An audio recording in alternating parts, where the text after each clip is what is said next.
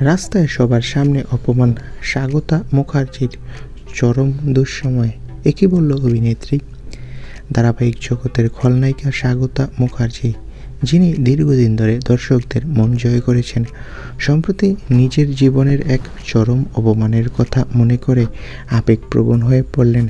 সাক্ষাৎকারে স্বাগতা জানান, স্টার জলসার জনপ্রিয় ধারাবাহিক দুর্গাতে ভিলেন চরিত্রে অভিনয় করার সময় একবার রাস্তার মাঝে একজন বা একদল মানুষ তার গায়ে জুতা ছুঁড়ে মেরেছিলেন। অকথ্য ভাষায় গালাগালি করা হয়। অভিনেত্রী বলেন, এত খারাপ গালাগাল আমাকে দেখে করা হয়েছিল যা আমি এখন ক্যামেরার সামনে উচ্চারণই করতে পারবো না।